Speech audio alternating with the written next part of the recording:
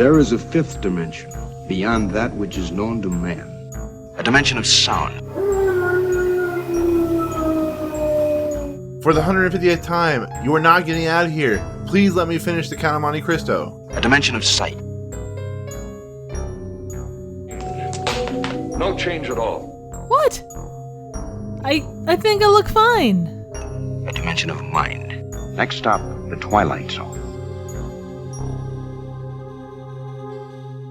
What's going on, everyone? Welcome back to the Fifth Dimension, a Twilight Zone podcast. I'm, of course, your host, Nick. We are once again back talking the Twilight Zone and all its warts and everything. The Twilight Zone, as you're aware, is a week-by-week episode where it goes into different kind of subjects of like racism and, things about human ideology and whatnot. But it's a show that we've been talking about for the last 4 weeks. And once again, I am, of course, joined by Triv of Trivial Theater. What's going on, Triv? Oh, not too much. How are you doing, Nick? I'm doing wonderful. How's the last week been for you? Not too bad. Not too bad. My cup is still here, and I don't know what it's filled with, but it's filled with a little bit more consistent episode than last week. So that's good. Yeah. And you, of course, have figured out what to do with the other microphone and headphones. I'm just gonna let them sit there. I figure, they're not doing any harm, so might as well just let them sit. I see that we're joined by somebody else, and he looks a lot more official, as if he belongs in the Twilight Zone than the two of us. Yeah. We decided to invite a guest this week. This guest, of course, if you know him at all, he is a gentleman that likes to make movies in his spare time, as well as make action figures or Funko figures of certain characters that haven't been created for some particular reason. But today we have, of course, Rob Dodrill. How you doing, Rob? How's it going? Thanks for having me on. Yeah, good. How you enjoying life? How's everything been going? Pretty good. Traveling through the galaxy, found some Wi-Fi, thought I'd join in. Yeah. You sound very Doctor Who-esque. But anyways, so Rob, before we actually begin, you are, as I'm aware, and I've known for quite a while, a huge Twilight Zone fan. I'm sure you have a wide collection of favorites, but what makes you like I guess as an introduction question, what makes you love the Twilight Zone? Maybe like what's your favorite episode? We talk about like each episode week by week, but what in general is the kind of defining thing about Twilight Zone that you love? I think the big thing is that, well, one is that every episode will give you something completely different. So it's such a variety of stories that it takes you, from a whole spectrum of horror to thriller to even some of them are like comedy and heartfelt, but they all share a same theme of kind of this weird universe that it brings you into. And right, they're also original, that it kind of has, you can look at all the different episodes of Twilight Zone and see inspiration of films and TV shows over the years. Ever since I've grown up, I'll go back through and I'll watch an old episode of Twilight Zone. I'll say, oh, that's kind of like this episode of Are You Afraid of the Dark that I watched when I was little, or it's like this movie that I saw. And so I think just the deep, the deep inspiration that the show has given so many films and TV shows that I've enjoyed over the years. And then I go back and I watch it and it inspires me just from the writing perspective. And that's kind of, it's just, inspirational type show. Well, not, in a sense, but yeah. And especially for me, I've always been more into kind of suspense and thriller. So it's kind of like the pinnacle of that type of genre, I think. Right. And I know sometimes you do like for you when you do your shorts or when you do any type of film, you're big into doing like Twilight Zone-esque productions. I remember when we were back, because you and I had met back in film school way back in the day, like 10, 11 years ago. And the short you did was actually a Twilight Zone short where it was a detective that was investigating something. I can't remember the exact short. It was a Focus or something like that. Was that what it was? The Madness. It was about a guy on a spaceship, and it was like this detective that was detailing the story to these two council members about this man who went crazy in space. And he's like, the council members read his kind of manifesto talking about how the other guy on the ship he thinks the other guy's going crazy. And it was sort of a mixture of, it sounds funny, but it's a mixture of like Twilight Zone, but also an episode of Ren and Stimpy called Space Madness. Oh, that's a great episode. And, like the twist in the end of it is that there was no other crew member with this guy. He was the sole crew member, and he had just went completely insane. But there were elements in it that, like I had the two council members that the detective was telling the story to were inspired by the Obsolete Man episode, where the council members are up like really high and looking down on everyone. So there's little inspirations throughout from Twilight Zone and the things that I do. And of course, always trying to put that twist that you don't think is coming in, that's what Twilight Zone has always been famous for. It did M. Night Shyamalan before M. Night Shyamalan was cool. Yeah. Or maybe after he was cool. Now, what do you have like a favorite episode, or is that too difficult? Because like my personal favorite is like Eulogy or maybe The Obsolete Man. But do you have like a favorite episode? I mean, I don't know. Maybe Walking Distance is your favorite episode, but I don't know if you have a particular one that you. I don't know if I have. I mean, I'm sure like one thing when you were talking about this podcast, I went back through and I started watching the first season because I had realized I had watched probably all the episodes, but I've never watched them in order. And so I restarted watching just from episode 1 in order. And I was actually surprised of how many of episodes that I really like are all in the first season. Yeah. And so, but then I was surprised how many episodes were in the first season also. Nick, you said 36, right? Yeah. Yeah, it's like 35 or 36. And yeah, you're right. It's it was pretty impressive because like I think Eulogy's in the first season. I don't think is Obsolete Man in like the season finale, or is that 2? It must be in 2 because it wasn't in the first one. Now, with that said, watching Twilight Zone, as we're aware, is very influential. We've talked about it.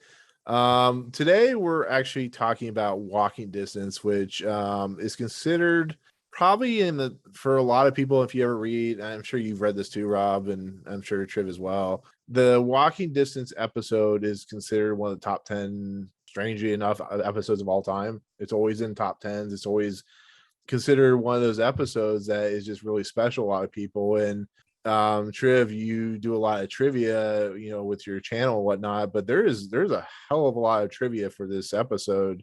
Oh, there's a ton.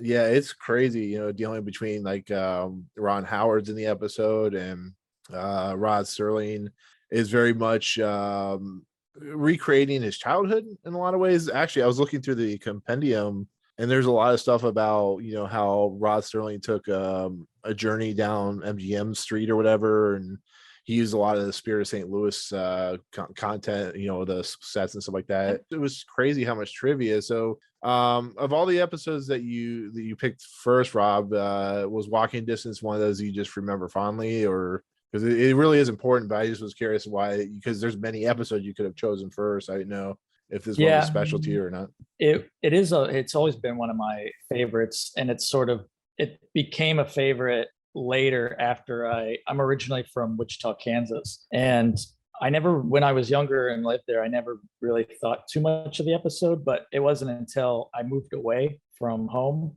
that I started to appreciate the episode a little more, and started growing up and getting older and getting busier in life. And I think that's where I started to appreciate like the message in the episode. To me, like the episode is kind of like two of the old sayings of you can never go home again and stop and smell the roses. And it's like those two sayings together is like the plot of the episode. Oh, very much so. The meaning. I was just gonna say that, yeah, you like you say, the main character gets older, that he looks back and realizes that he all the things that he forgot he didn't recognize at the time, but it was in retrospect, nostalgia kicked in and he recognized it for what it was. Yeah, it's very much like we were talking about last week, Triv. It's very much the 16mm Shrine, but better. In a lot of ways, yes. Yeah, about a guy reminiscing about his past, but instead of sticking to his past, he actually uses it for to proponent or propel himself forward in a lot of ways. But we'll get to that as we get closer to the end of the episode. But so This episode is directed by Robert Stevens. I think this is his only episode outside of Where Is Everybody, which was the first episode. Is once again written by Rod Serling, which if I remember right, Rob, and I think I've made this mistake before, but he wrote most of the episodes in the series, right? I think I think at least for the first few seasons, I think he wrote pretty much every. I know at least in the first season when I was watching, I believe I never saw another writer. Right. It's actually, this is something I found interesting. It says feature music, original score, of course, by Bernard Herrmann, which is the Psycho composer, but accompanied with carnival music. And apparently, this is one of the first real scores that he did for the series outside of the title score. Which is really interesting. But the production code for this is 173-605, which means this was the fifth film or fifth episode recorded for the series. Because I was looking ahead to like the later seasons, it goes like 173, 36, 39, and so on and so forth. Which, you know, as you know, Rob, TV series are actually, Triv, you probably know this as well. TV series are not necessarily filmed in order, or movie scenes are not necessarily filmed in order. So you got those production codes, which So this also aired the day before Halloween, October 30th, 1959.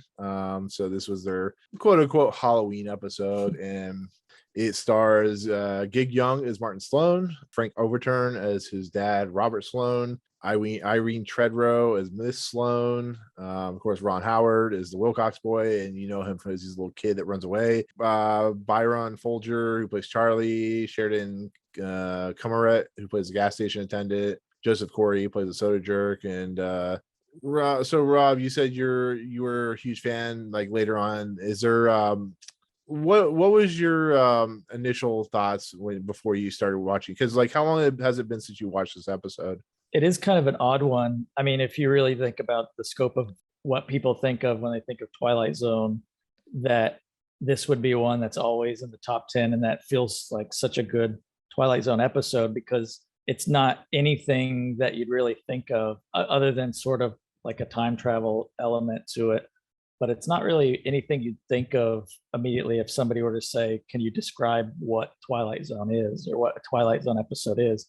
I don't think many people would automatically go to like this episode, but for some reason it's still, and maybe it goes to like you were just saying, that it seems like there was a lot of heart put into it behind the scenes. Agreed. And I would agree. I think you think more the kind of, not that this isn't out there, but you get ones like an Obsolete Man where it is so bombastic and in your face. And this is not that it's a bombastic episode, but it's like, it doesn't pull punches. It's like from the start, you got a guy, that's high up, that's judging this other guy for liking to read. And in this one, it's a much softer, smoother kind of story. For as out there and Twilight Zone-y as it is, it doesn't have that shock factor, I guess. One thing that was funny that I actually confused, I don't know if I confused another Twilight Zone episode or if it was somewhere else, but when I went back and watched it, there's some other episode that is very similar,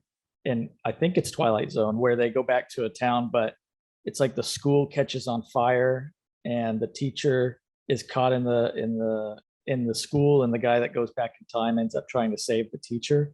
And I always thought that was this episode, and I don't know if that's another Twilight Zone episode or a whole other show in general that was like Twilight Zone, but like in my memory, those were always the two same episodes. So when I watched this, I was like, wait a minute, it's like, where's the big fire and the teacher? There's actually like 3 episodes of this that I remember. There's like a stop at Willoughby's, and there's one where the couple arrive in the town drunk and stuff like that. It's just like, it's almost like the same trope you're using in the series of just people in a town that's either in the past or has some kind of connection to the character itself, I guess you could say. Well, and I was going to say that this episode was redone in the 1985, like it's done similarly in the 1985 version of Twilight Zone. So I don't know if it involved like a school burning down, though. There were also some other episodes that carried this theme and its potential, like the themes of nostalgia and its potential risks and like the pressures of business and stuff. And those were A Stop at Willoughby, Young Man's Fancy, which I just by name, I'm not sure which one that is, The Incredible World of Horace Ford, and of late, I think of Cliffordville. So maybe the last one was the one you're thinking of? Maybe. Yeah, it could have been one of those offhandedly. hour-long episodes. Possibly. That's a lot of story for what Twilight Zone is able to get in normally. So who knows? Yeah. As we know, this has something unique to it. It has an opening, a middle, and a closing narration, which I thought was kind of fascinating. But the opening narration, which, as you know, Rob, is like some of the greatest things, a part of the Twilight Zone itself, is in this episode. It pretty much starts out as soon as the episode starts out. We have Martin Sloane going to the gas station or repair station or whatever at this time, is get his oil changed and stuff like that, which I miss those days when you could just go back and have your oil changed and gas changed and walk to your old haunt or whatever you could say. And but it says Martin Sloane, age 36, occupation vice president ad agency and in charge of a media, which is very 50s and 60s. This is not just a Sunday drive for Martin Sloane. He perhaps doesn't know it at the time, but it's an exodus. Somewhere up the road, he's looking for sanity, and somewhere up the road, he'll find something else. And one quick thing before I ask you what you guys thought of it, doesn't say in the Twilight Zone, which is kind of interesting. It usually says, it doesn't usually say in the opening and closing in the Twilight Zone. Am I remember that right? In most episodes, I think. I'm not sure if it's everyone. But it really sets the stage. What are you guys' overall thoughts of it? I think it really sets the stage for a guy who maybe needs something out of life. He seems bored, and the fact that he's a vice president ad agency and in charge of media, and he's on a Sunday drive. He just happens to come by his own, his old, place where he lived at. But do you guys have any thoughts on the opening narration at all? I think it kind of fit the time. The relentless work ethic. I mean, you look at Mad Men and they were always on. I mean, the one thing that's repeated throughout this is he needs to turn off. He needs to be able to see outside of himself. And that's, even though he doesn't know it, that's kind of what he's going seeking. And there's that disillusion of, business and everything. And it's also kind of telling in that at first he doesn't even realize that he's near his hometown where he grew up as a kid. He's like, oh, that's where I'm at. It kind of shows how deep into like his mind focused on business and all that is, that he doesn't even know where he's at within the country near where he grew up. I was just going to say, it was interesting too, that he kept saying, oh, I haven't been there in 20 or 25 years, to not have a general idea. Like, not that 5 years is that much, but to not know, oh, it's been, 26 years since I've been there. It was interesting that he was so not quite understanding of how long it had been. Here's the question I have, and I'll just kind of just throw out what happens. So we have Martin Sloane, main character, played by Gig Young. He goes to this oil station, this gas station. Apparently this was a thing in the 50s. And he is a guy that looks stressed. He looks angry. He's smoking cigarettes like it's going out of style. He doesn't really treat the gas station attendant very well. Then he notices a sign, and instead of waiting for his car to be fixed, he's like, hey, that's in walking distance. Apparently a mile and a half is a walking distance, some crazy, ridiculous thing. Oh, that's not that far. Come on, you're from the Midwest. It's not that far. Have you seen a fat guy try to walk a mile and a half? God's sake, it's not that far. You get a flat surface, or, you could roll downhill if you wanted to. I mean, that's what I do. Anyways, no, I'm kidding. But I have a question for you guys. Is he actually in the area of his hometown, or is this because this is a Twilight Zone, his hometown came to him? I know that sounds ridiculous, but did he actually, is it just a coincidence that he happens to be near that he happens to be near a small town or his hometown? Or did he just kind of like a lot of the Twilight Zone episodes, did he just magically, it come to him? I guess you could say, if that makes sense. What do you guys think? Yeah, I think I never thought of that, but it is kind of an interesting thought that, because he's on, it's just kind of a back road that he's on, it seemed like. Yeah. And the fact that, you just go right down this dirt road here and it's your childhood, but you're also time traveling. So that is a good thought. I never really thought of it like that. Do you have any thoughts on that, Triv? I would just assume that, sometimes you wander, you just kind of follow the old roads. Like you don't really think about it. Like you turn a certain way and you don't really give it thought, but all of a sudden you're like, oh, I was headed here and I didn't really mean to be. And I don't know, I think that there's a possibility of what you're saying, but I do think too, maybe he just took off driving lost track of himself, and then he just ended up there too. So yeah, it could be a combination of things. But that's Yeah, my I mean thought. that's true. It's interesting to think about because the minute he enters I can't remember what the town is called, it's like hometown or Homewood. something like that. Homewood. Mhm. A very, very normal type of town. He's automatically transported back. And the only reason we know this, and the only reason we find this out is he walks into the town soda jerk or whatever it's called. And the guy, he asked for 3 scoops of ice cream and a float. And the guy's like, he starts reminiscing and stuff like that. And it's like, I remember it was like 10 cents, and the soda jerk guy looks at him weird, and then he gives him, It's a then lot he of gives him those. yeah. And then he gives him he gives ice cream flow. He's like 10 cents. And this is where I think Martin Sloane starts to kind of question some of the weirdness that's going on. But let's say you walked into your, depending on how ever old you are, I'm not gonna put out ages, but you walked into whatever local haunt you used to go to, and you see a guy that you possibly remember. There's a guy named Mr. Wilson or somebody of that nature that used to run the place. Are you automatically questioning what's going on? Are you going to wait till you kind of explore the city? Because he waits an awful long time before he really starts questioning what is going on. And like, how do you guys feel about that? Because I'd be like, 10 cents. Oh,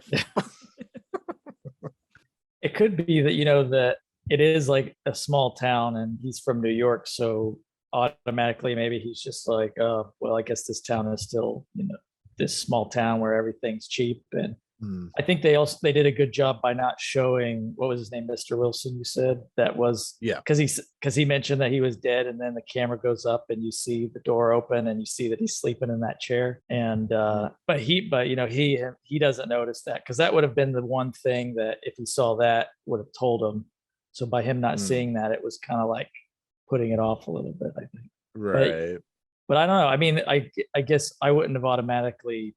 I would have thought it was weird, but I don't know if I would have been suspicious that I traveled through time. I would just assume that prices were cheap in this town still. Right.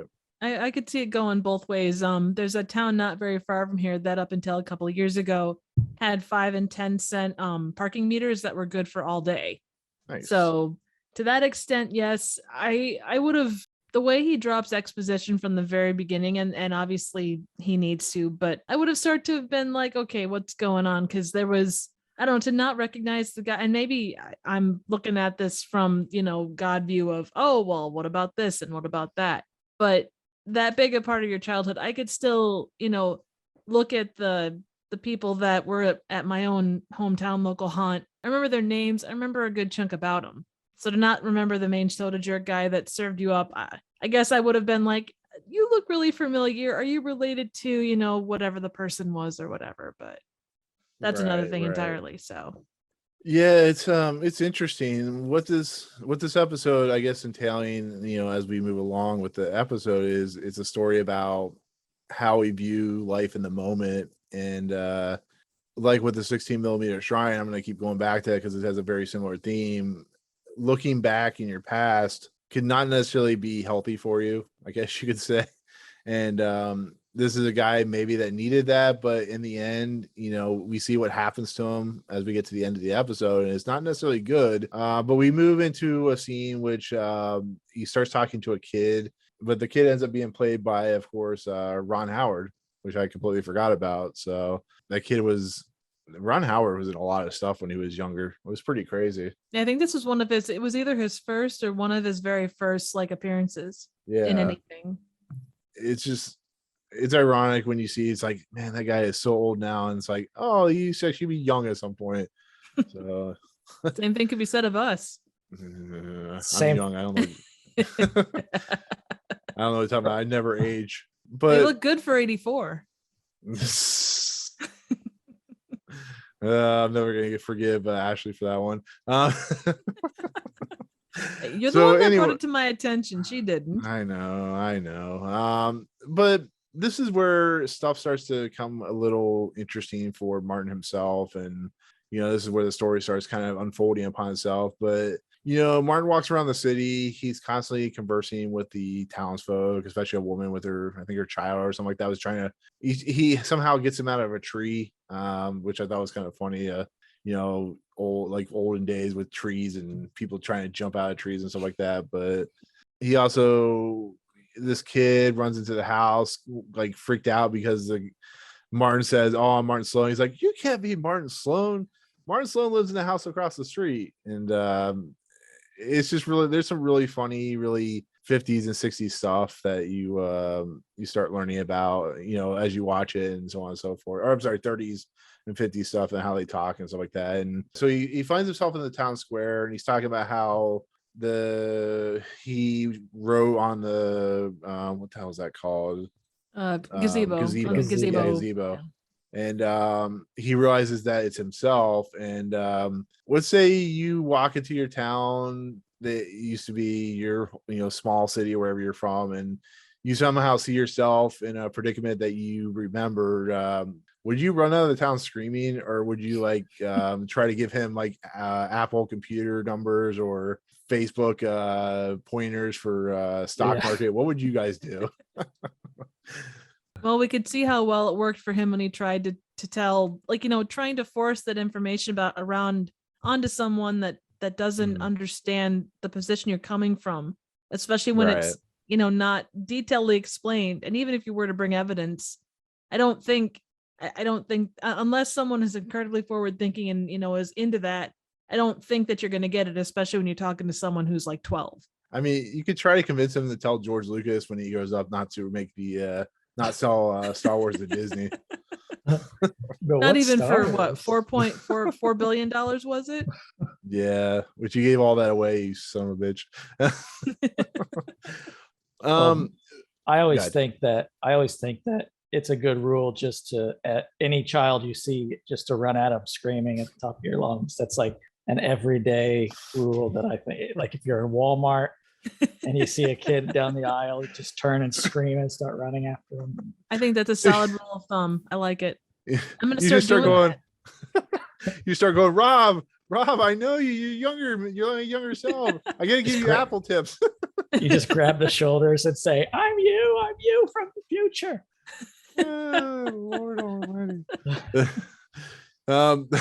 But he chases his younger self home, and this is where he meets his parents. And we're like, once again, I think I bring this up every week, Triv, but this is the Quantum Leap moment where he walks up and he sees his parents. There's an episode of Quantum Leap where Sam leaps into himself and he gets to see his parents, and this is that moment. And they're freaked out with him because there's this weird guy in their door frame going, "I'm your son, and I have the proof." And they're like, please. But that's the thing, when your parents, quote unquote, unfortunately pass away, the one thing you always want to do is go back to your younger childhood to see your parents. And I'm sure that was a shock to him when he saw that, because I'm sure his parents were either really old or no longer living. And that would be something that would really kind of it made you feel a little sad and melancholy for how fast time goes. This guy's 36 years old, admin, lives in New York City, and he goes back to his hometown, and it's the past, and he's seeing everybody he knew. And I can only imagine, everybody be a little melancholy after that incident, seeing their parents and stuff like that. So one fun fact is the guy that played Martin was actually 5 years older than the guy that played his dad. So we got the Harrison Ford, Scott Connery issue. Yes. What were you going to say, Rob? I was going to say, I wonder if the reason that he never went back to his hometown after all those years is because of the memory of this crazy guy chasing him around town. Oh my God. I think that's incredibly possible. Well, if you've ever seen Time Cop, you'll know what happens there. So, and so he sees his parents tell him to get off my lawn, that type of scenario. And he gets that from his own parents. Can you imagine? He's in therapy talking to his therapist going, "Oh my God, my own parents told an adult me to get off my lawn while little kid me was standing there. It was very traumatizing." It's like 12 monkeys all over again. Oh God, yeah. So right before this episode ends, its first act or its middle act, he sees a town neighbor boy who's building a roaster, which that roaster was pretty badass, by the way. And I guess he learns this is 1934, so things start kind of going into motion. But with that first act, or first half, because I always call it 3 acts, but there's only really 2 acts in this entire series per episode. But what was your guys' overall thoughts on the kind of introduction to the whole series or the whole episode, him kind of walking around his hometown? How did you think it paced itself, or how do you think it worked on an emotional impact level? Because like I said, from my standpoint, after watching the 16mm Shrine, this is like watching Godfather in all aspects, this is not my favorite episode of all time, but it has the juice there to be a really powerful episode. So what was your guys' overall thoughts on it? I think it set it up pretty good. I think it feels like a quick episode to me whenever I watch it. Like it doesn't feel like, what is it, 22 minutes, 22 yeah, it's or like 30 25 minutes? Something like that. Yeah. Yeah, this one always felt shorter, just because it feels like it moves really fast to me when I watch it. So everything getting set up, though I think, like you mentioned earlier, there was a lot of exposition that goes into setting it up, but that's kind of a lot of Twilight Zone episodes. Yeah. What about you, Trev? Did you have any thoughts on the first part of the series episode? Well, I feel like I need to hold up a doll with a 16mm shrine on it and ask where it hurt you. Oh my God.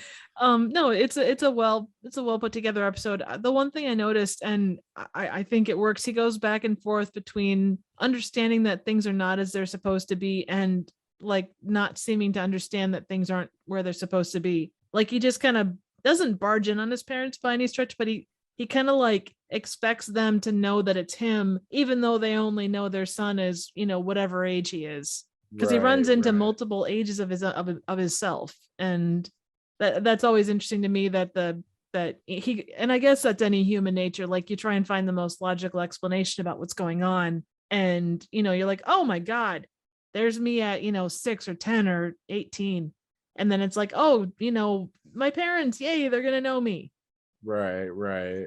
Yeah. It's, it's scary to think about going back to your childhood to even reminisce about this kind of stuff. But when you have the chance to go back and you kind of just look on your past, stuff like that, it can really give you a lot of thoughts and feelings about how things work and how even in the past things might be not as cheery as they should be, I guess you could say. So well, there's always rose-colored glasses, but I don't think he never sits there and goes, oh my gosh, that carousel was my favorite thing as a kid. Or I mean, he does that with the soda, but that's really everything else is just kind of, he never goes into a lot of depth about, outside of the general things that you would expect someone going back to their hometown to like.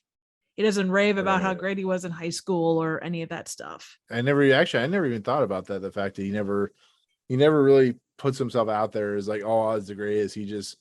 These are the things that he remembers as a kid, and he tries to set things right that once went wrong for some reason, which I know that's Quantum Leap again, but it's just a really really weird thing. But well, and he doesn't really, it's never really specific, and that's kind of jumping ahead a bit, but he never really, like there wasn't someone he saved from being hit by a car or, anything like that. If anything, he did more damage because of that. And that's a bit down the way, but like he almost does treat it like he's more of an observer to things, at least in the first half. I do think that they seem to really want to stretch out him not realizing as long as they could. Agreed.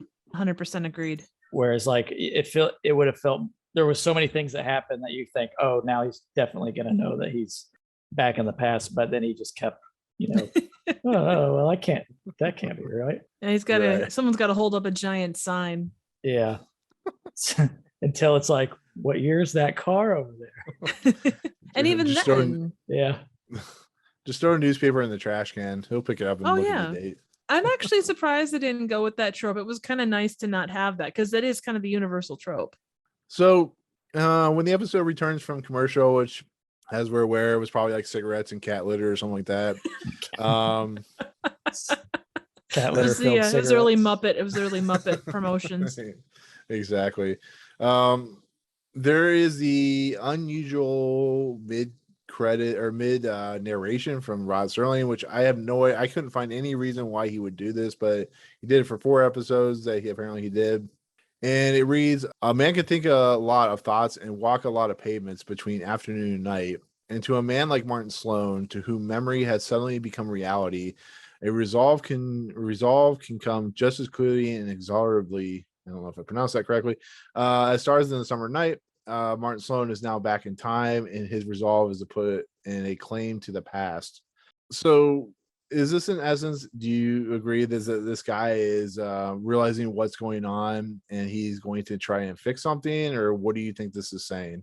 I almost wonder if at this point they go, maybe the audience won't realize that he's back in time. So that's a good point. That's a good point. We better tell him that what happened, because thinking of it in context of when it aired, there was less of this kind of, like, now you can look back and be like, oh yeah, well, he's back in time and that's what happened. But back when it aired, maybe it wasn't as obvious as it seems to us. So I almost wonder if part of it is because there is a lot of things in some of the narration and some of the episodes where they just kind of like will blatantly say, oh, this is what's going on now. That's true. Am I the only one? Maybe I'm thinking this is a mistake, or maybe it isn't. Are the kids in the 30s when he goes back to the town, are they still wearing 50s clothes, or does it look like they're wearing 30s clothes? Or is it just because the time frame is so close to one another that the clothing wasn't as different? Am I the only one that saw that or seen that, or am I making a mistake? I don't think the clothes were, if you're talking a small town, especially, at least for the boys, I don't think the clothes would have been terribly different than that. They might have been more worn, more hand-me-down in the 30s, but the overall styles, I would assume for little kids in town would be pretty close to that. You might have more like overalls and stuff, but by and large, that was really the only thing I could see in that respect. I wonder too if the 30s was Depression era, and I mean, it is a small town. I don't know how hard small towns got hit by Depression, but it felt like a fairly rich community for being in the 1930s. I'm not going to say it is because of the time, but I think when it comes to the way the studio system worked back in the 50s, towns like this were predominantly of a certain gender, or it's not certain gender, but a certain race, are more upscale than other races, which is a little problemsome, but that's not, I think in the end, we talked about this, I think Rod Serling was very progressive for what his time was, but you can definitely tell like this is a very upscale town just on the houses and the way it looks and the way people dress, stuff like that. So, but and they had to work within their budgets and time too. I mean, not to say that stuff doesn't need to be taken into account, but I'm assuming a good chunk of it, for the way it looked, was more just okay, we can shoot in the same general place. We just got to say, okay, old Martin versus, or modern day Martin versus kid Martin or whatever. I saw an interview, or I read an interview a while back with Rod Serling where he said he didn't really like the first season of Twilight Zone because it was such a tight budget and a tight turnaround that, so I wonder if, they just kind of had to use what they had for so many of these episodes. Oh, I'm sure so. Yeah. That would make sense. It's ironic how, or not really ironic. I guess it's surprising that Rod Serling even made out alive of this series. How much stress and cigarette smoking he was doing in this whole entire series. Because it's, Rob, this as well. It's very widely known that he became so despondent with the last, I think, season of the series that he kind of just let people write most of the episodes because he was in constant fights with the studio execs. That's why the series ended when it did. And, a tight first season with budgets for constraints like that with 36 episodes can really put a strain on someone. So he's like a president. He aged like 18 years in 5 years or whatever. So, but here we have the continuation of the episode, and we have Martin wanders through around the town late at night. He some reason wants to convince his parents once again that he is who he says he is. So he brings his wallet, which is I guess a purse or some sort. It's like a gigantic wallet. I've never seen anything like it, but It's probably a checkbook wallet, so it's got the rest in there too, probably more than likely. Okay. And if he's holding it inside of his jacket pocket, it doesn't have to be wallet sized. Yeah, that's true. I would assume. The old checks. Yep, exactly. Oh man, I can't remember which movie I was watching when I saw something funny, but he's in essence slapped by his mom. And I'm like, oh damn, slapped by your mom for trying to convince her that a 36-year-old male is your 10-year-old son. What a jerk. So he finds himself wandering to, and Rob knows this camera angle. Actually, Triv, you might know this trivia or this as well, but we know Dutch angle quite well. Yep. Yeah. The carousel gets a nice little Dutch angle. It gets a ton of stuff actually. Like it gets quite a bit of. It was actually a rental too for this episode. I just like to make it look more spooky and eerie. Or just like, let's turn the camera to the side. So well, and then the way that they were trying to convey stuff, like, I think the shots you're talking about were after because Martin is chasing his younger self, and then younger Martin falls off the carousel, and then you kind of get the shots of the people and then the shots of the horses. They're kind of looking at him weird because it's like, you're not supposed to be here. What are you doing? Yeah, right. Butterfly effect. But yeah, like you said, he's chasing after Martin. He's trying to tell him something. And kind of like Kiefer Sutherland in Lost Boys, he is wandering through the carousel. Then he finally gets to Martin, and Martin falls off and hurts his leg. And all of a sudden, we have the time travel effect. When you hurt yourself, you feel it in the future. Like I can't remember what movie that was, is he a movie or TV show where he cuts? I think it was Looper, where he's slicing into his hand, the younger self, and it appears in the older version's hand and stuff like that, which was kind of clever. But happened in Time Cop. Yes, it did. Yes, it did.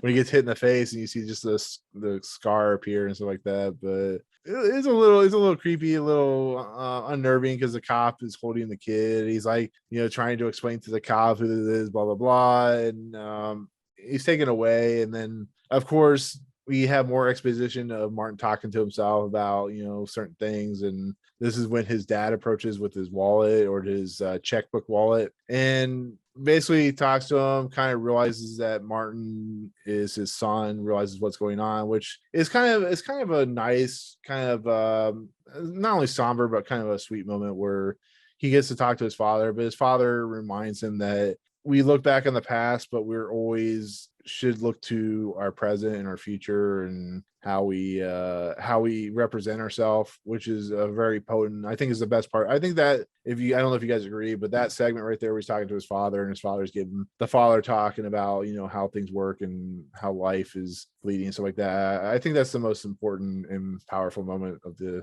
episode. Do you guys agree? Oh yeah, without doubt. Yeah, it kind of ties up from the beginning when he's moving so fast and the tunnel vision on his career and everything, and then in the end his dad's kind of like, sometimes you just got to slow down and cherish everything around you. I think that's what kind of ties up the whole episode right there. Well, and he seems to almost make a split decision about trying to talk to his younger self, and trying to tell him to take his time and to enjoy life, and and enjoy the parks and the bandstand and the cotton candy and all the stuff that they talked about. But by doing so, he ended up hurting the kid. So yeah, the message from his dad at the end, what, even if you were back there, you wouldn't be able to, you would still be you and have your experiences, and you have to grow up with those experiences. So yeah, it's a matter of, you still have time. You can still be the things that you're trying to instill in your younger self. And what makes it also kind of interesting when you kind of get down to the nuts and bolts, when you look back at anything in your life, from the moment you did this, you made the decision to go here instead of here. I made a decision to go to film school in 2010 instead of going 2004. I decided to start YouTube 2018 instead of starting in 2009. Just those things, you can go back and try and change those things, but the effects, like the butterfly effect or some sort, in a really ridiculous way, the ways you've made those choices are the way that things are, and going back and changing them are not necessarily going to change the fact that if I hadn't gone to school in 2010, never met Rob. If I never started YouTube in 2018, probably never would have met Triv. Same thing with my current friends. If I never gone to the Swan and Dolphin when I did, I wouldn't have met my current friends. It's just that type of thing when you look back, Rob, the way things you do now, the way things that projected going the way it does. It's the same thing he's talking about. It's more of a 50s, 30s logic. But when you think about it, it's just being happy with the fact that you made the decisions you made, whether bad or worse, because you learn from those mistakes and stuff like that. So and that's the kind of the main lesson that you can draw from a lot of the Twilight Zones, but this one especially with that respect. I mean, one of the episodes, just don't break your glasses, but this one. But anyways, he travels back to the soda jerk again. This time it's a very 50s, 60s style soda jerk with a different guy and people, dancing and having fun and young kids and stuff like that. And he's like, the guy's like, what do you want? He's like, I want a float with 3 scoops of ice cream. And he's like, 35 cents. And I'm like, you damn savages, because you are charging over this ridiculous amounts of money. Back in my day. I thought it was funny when the soda jerk guy in the 30s is like, wow, you're giving me $1? Are you sure you want to do that? He's like, yeah, you have it, you deserve it. And the guy's like, man, I just ate for a year for this $1. So now it's 35 cents. I was hoping he was going up to the office and going, I quit. I don't need this stinking job anymore.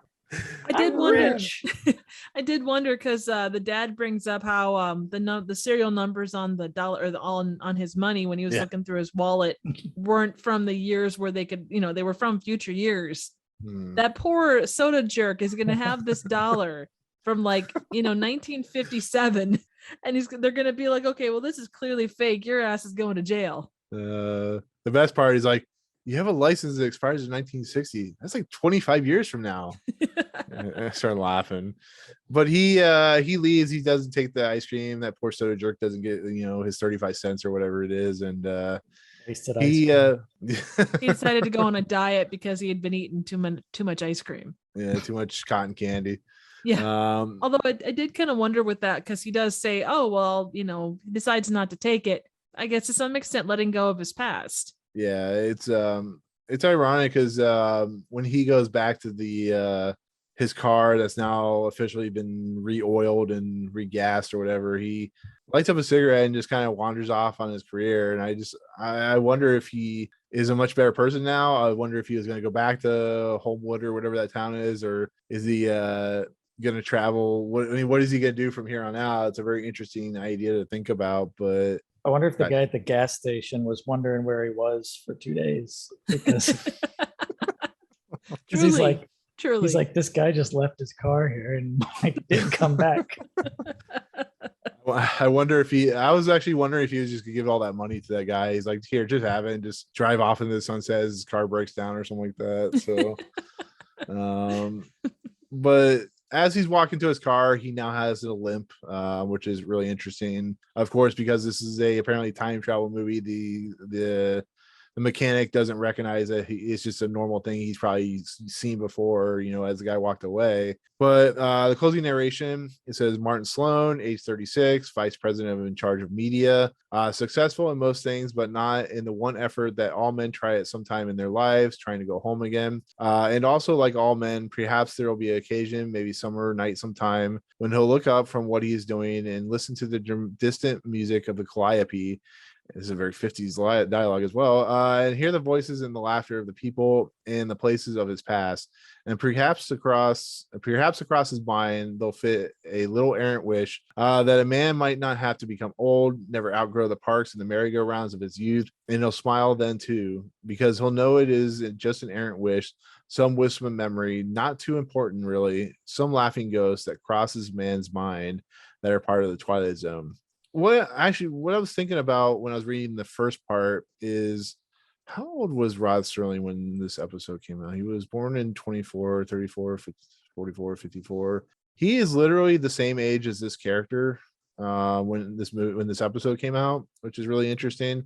So the question I have about this closing narration, is this about Rod Serling? Is he writing about himself? I think he is, actually. Because it was said in an interview with his daughter that he modeled Homewood after his hometown, and a lot of the stuff that he did kind of throughout the episode related back to stories that he had as a kid, like whether it be playing marbles, going to the park, all those kinds of things. Right. Maybe that's why, when you make a story more personal, it definitely shows, and that's why maybe it shows in this episode. Agreed. Well, and Homewood was based off of his hometown. I think it was Birmingham, New York. Yeah, because I'm sitting here reading this and I'm going 36. He's not a vice president in charge of media, or maybe he's the vice president of his TV show he's working on. But it's about looking back on your past, wishing for certain things, never outgrow parks and merry-go-rounds. I mean, he's basically writing a series that appeals to a younger audience, that is about science fiction and over the top crazy scenarios, and the nature of human identity and condition. And I just think that's interesting. I think it's interesting when a writer, like you said, Triv, and it will go and write something that really is personal to him. And maybe in the end, that's why this episode is so revered, is because it really is a personal story. It's something that truly he felt was something truly resonate with him. And I don't know, it's really interesting as we talk about it. I find that kind of enlightening in a lot of ways. So yeah. Well, and I think you can write a lot of stuff, but you write what the best. Yeah. So because actually it says in trivia, this is Time Magazine's 29th episode, 9th most liked episode in Twilight Zone. And usually, like, when you see the list, it'll always be in Time Enough at Last and The Obsolete Man and How to Cook People and all those episodes. So, but with that said, after everything's said and done, is this an episode that 20 years from now, 10 years from now, you'll always go back and appreciate just as much as you did now, or just as much you did 10 years ago? Do you think do you honestly think in the end game of the Twilight Zone that it is a top 10? I think I asked this before, but after we've talked about it, do you think this is an episode that fits squarely in a top 10 all time? Break it down, because it is quite personal to Serling himself, one of the most personal things he's ever written. What do you guys think? Do you think this is a top 10 episode? Do you think this is an episode that fits in that category? Or do you have 10 episodes that you like more? I mean, what was your overall thought? I think given what this episode represents, especially to Serling, and the fact that there are some episodes that they kind of stayed where they were in time. And there are other episodes that kind of, they transcend, they can be talked about, as I've said, the message is across the board the same for the most part, whether it was done in 59, whether it was done in 99, 2019, whenever. And I think this is one of those episodes that you could show it to anyone over the age of like 25, and they're going to kind of get what the gist is. They're going to be like, oh, well, I get that. It makes sense. It hits me where I live. So yeah, I think it has resonance, across the board. Yeah, I agree. I think it's just as relatable in a whole different sense as something like The Monsters Are Due on Maple Street. Whereas you can watch that episode, and even though it's set in the time that it's set in, you can look at things going on in modern time and like in modern day and say, oh yeah, I can relate to these people going crazy and all that. And turning on each other. Whereas like you can look at this one too the same way and say, well, I can relate to thinking back to my childhood. And so it seems like the episodes that are always held up high have something that you can really relate to on personal levels in some way, or to society at larger. Yeah, I'll give you an even more interesting idea. You can take an episode like this, tweak it just a little bit, put the same exact story out, and still have a perfect story. This, to me, there are certain episodes that I really like in the Twilight Zone. Like, there are very few episodes that are like this episode, where this to me is a perfect story about how we view ourselves looking back on life and what we really want out of life and how we can change things, how we can't change things. And there's not a lot of episodes that'll do it. To me personally, when a writer really puts that much love into a story, it shows. I mean, you can watch Game of Thrones, Lost, you can watch Twilight Zone, you can watch any show, Quantum Leap. Quantum Leap, yeah, Quantum Leap. Teletubbies. Teletubbies. The Great World of Gumball or Amazing World of Gumball. I don't know. But no, my personal opinion, like Monsters Do on Maple Street is a perfect episode. All you do is tweak a couple of things and put it out there. And I mean, when it comes to stuff like Nightmare at 20,000 feet or I don't know, whatever has to do with creatures, you have to do a lot to change that. I mean, you look at the episode or the movie version that George Miller did, Rob and Triv, and there's a lot different from, I mean, it's the same story, but there's a lot different from the movie version of Nightmare at 20,000 feet and the TV version. The costumes are different. It's more scary. It's more dark. It's, it's just a lot different. Still a little same, but a lot different. But here, you can tell this exact same story, tweak it to make it more modern. And it's just that type. To me personally, that's my opinion. So yeah, I think it's similar to, I mean, just movies and television across the board. A lot of times the more simple a story, the better it tends to be, and the more you can relate to it. Right. So yeah. So overall, Rob, you would say this is a top 10 episode? Yeah, I'd probably rank it up there, top 10. Okay. And with you, Triv, you would put this as like a top 10 episode? Oh, definitely, without doubt. Okay. I think just by its merit of being so much so personal to Serling himself, I can't see how you couldn't. Right. And music's great, acting is great, set pieces are apparently great, but they're borrowed. They're like hand-me-downs from other productions and stuff like that. So that's like everything in Hollywood is hand-me-down. But Rob, I don't know if you've listened to the other episodes as we kind of close it out, for final thoughts and stuff like that. I got this, of course, from another podcast, but we're doing the rankings of the Twilight Zone episodes, and we have as number one for the Angels, which had the mayor from Jaws, of course. Number 2 is Mr. Denton on Doomsday. Number 3 is Where's Everybody? And number 4 is the 16mm Shrine. The question I think I know the answer to: would you guys make Walking Distance number 1 on this list? Yeah, out of those. Yeah. Yes. Yeah, you agree, Trev? Oh yeah, definitely. Okay. I love One for the Angels, but yeah, this one is next level, and I don't think that's a very hot take generally. Yeah, it's very difficult to have that much impact on, and to not make it number 1 at this point in time. So with that said, that is the episode Walking Distance. Next episode, I don't remember this episode very much, but it's called Escape Clause. Do you remember this episode, Rob? I do remember watching. I didn't write any notes about it, so maybe it really didn't catch me too much. I'm trying to remember what it was about. Trev, do you remember this episode at all? I looked at it a little bit, but I'd have to go back and watch it to figure out exactly what it was. The only escape clause I can think of is the Santa Claus movie with Tim Allen. Oh, good. So Escape Clause, it's literally the episode before The Lonely. Oh yeah. It was where the guy was sick, or was what do you call that? Hypochondriac. Yeah. Oh yeah. I think that's the first appearance of the devil, right? In the Twilight Zone. It would have to be. Yeah. You had Mr. Death in One for the Angels, but that's a little different than the actual devil.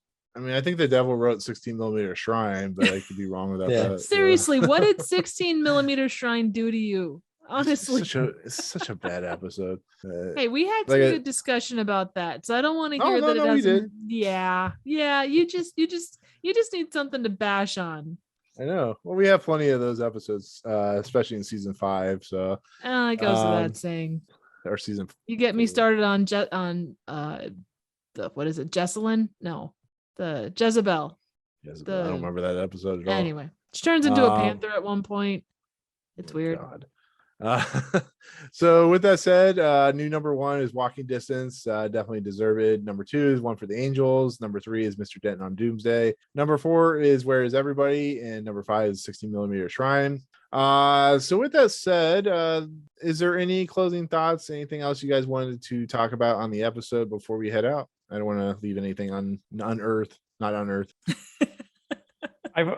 wondered if sometimes I've wondered if the point of time travel was the soda shop and not necessarily him walking. Because as we were talking about it, I started remembering how he just sort of, after he gets injured and he talks to the dad, he just sort of enters the soda shop again.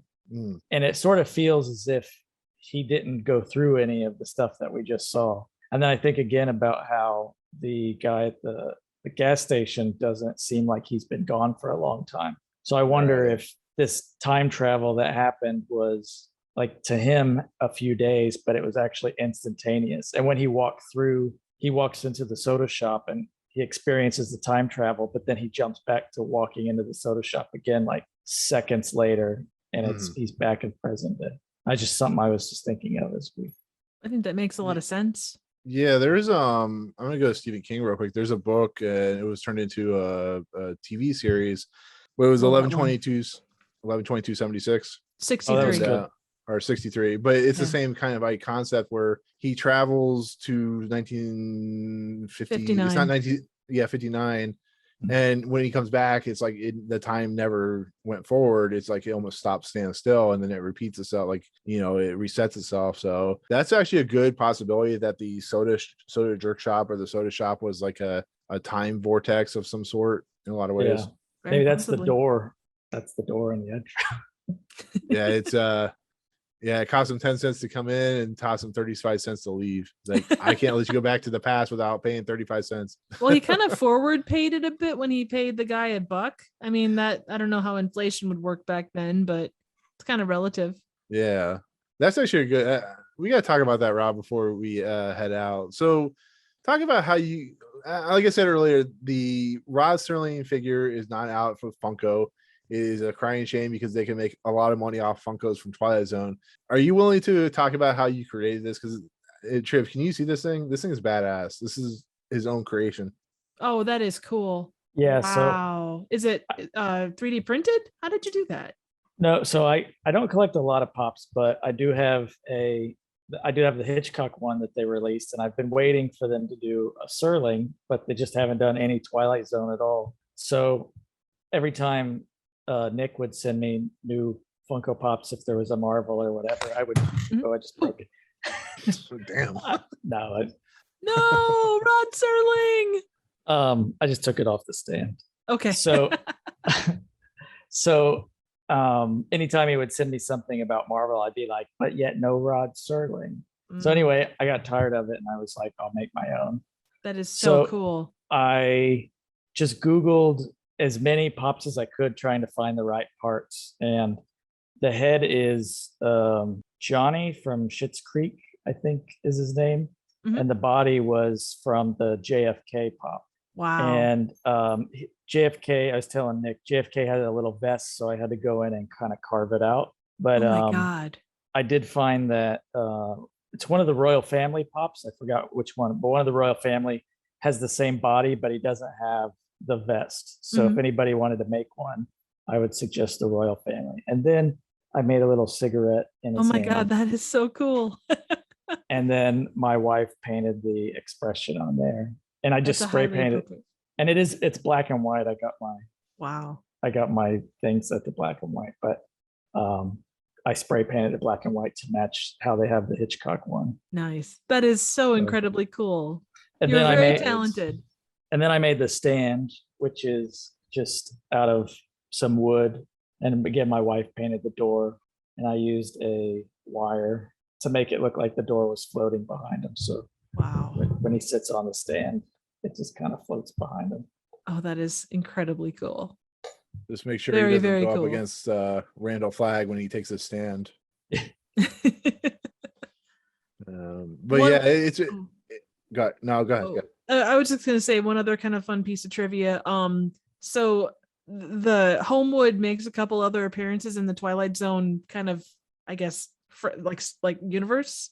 The most prominent one was the character Helen Foley from the It's a Good Life story in the Twilight Zone movie was from Homewood. Wait, say that again? Helen Foley, a character in the It's a Good Life storyline from the movie, is from Homewood. Really? Yeah. See, I was too freaked out about that whole segment to even know that. That's okay. It's something I ran across in connections on IMDb, and I thought it was interesting. Huh. That's pretty awesome to think about, like how any of those segments in the Twilight Zone movie are connected in some way without, well, most of them that are involved killing people are connected in some way to the series. And that's a question I do have for you, Rob. Have you watched any of the other iterations of Twilight Zone, like this they do 80s and 2000 and then whatever Jordan Peele did? I haven't seen any of the new Jordan Peele one. I watched the movie, but I've seen some of the 80s TV show, but it's one of those things like I couldn't tell you which I've seen unless because it would have been so long. Right. Well, I brought this up before. There's an 80s one where there's an episode called, I think, Mother or Mama or something like that. It's about a kid taking care of his grandmother, and his mom goes to the store or something like that. And it turns out his grandmother is like possessed by a demon. You should watch. It's on YouTube, but it's a really freaky episode. I think it's called Mother or something like that. So, do you remember like if you enjoyed any of them or at all? I mean, do you enjoy the movie? I like the movie. The main things I remember from the movie are the John Lithgow version of Nightmare and the opening with Dan Aykroyd, and then of course the infamous helicopter. But yeah, R.I.P. I don't remember. Did that make it into the movie like that? No, that they were filming? I didn't think so. What they did was, it was literally like the last day of shooting, and they actually cut it short because they were like, we're gonna end it here when I think he's in Vietnam or something like that, and then of course he gets transported back to the present, or no, he gets transported back. They go back to Nazi Germany. He's put on that train, and then they of course roll off as he sees the people from the present. But yeah, they none of that was left in there because it's a crime scene. So yeah, they weren't going to do that. But it's if you want to watch it, it's definitely out there on YouTube, unfortunately. So yeah, everything's on YouTube. Yeah, exactly. Mostly, unless it's been, taken down because reasons. Exactly. So with that said, that'll do it on episode 5 of the Twilight Zone discussion, which is of course is Walking Distance. Rob, you in your nice suit, and I think you're in are you in the desert or are you on the moon with a giant eyeball? I'm on Europa or Uranus. I was going to say, you look very spiffy. I think Rod Serling would approve of your attire. Exactly. You're on Uranus. You're on Uranus. But anyways, thank you so much, Rob. As always, we're going to get you back on at some point, probably, hopefully in the next 36 episodes, by the time the first season ends. But with that said, you do a lot of cool stuff. You have a really cool YouTube channel. You're working on some really cool stuff now. But if they want to find your wares and creative content, where can they find you? If you go on YouTube, my channel is Robert Dodrill, which is Dodrill last name. And that's where I post most of my stuff. I also have an Instagram that I don't use too often, but that's at Cell Reborn, which is also my Oculus username. So if you randomly find me on Oculus.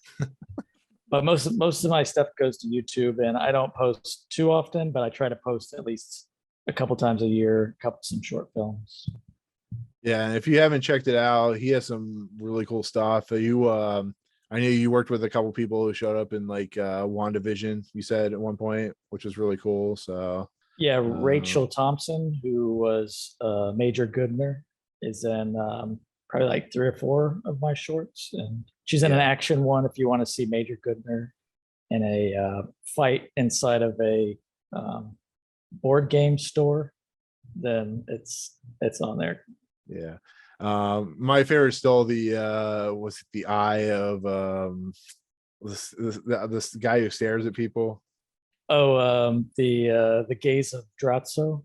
Yes. It's just because it's so ridiculous, but it's funny. And then he's like stares at you, which is even funnier. You're just like, oh, you start running away. But anyways, yeah. But anyways, go find Rob's content there. It's amazing. It's awesome. Support him. So Triv as well, thank you. I talk to you every week. So yeah, every week I thank you for joining me on this somewhat crazy cruise that is the fifth dimension. But as always, where can they find you if they want to check out your content? You can find me on YouTube at Trivial Theater. Just go ahead and type that in and you'll end up at my channel for a wide selection of random, obscure, and straight up bad movie reviews. You can also find me on Twitter at trivia_chick. Yeah, and she just posted a Malignant review, which is awesome. Have you seen that, Rob? Yeah.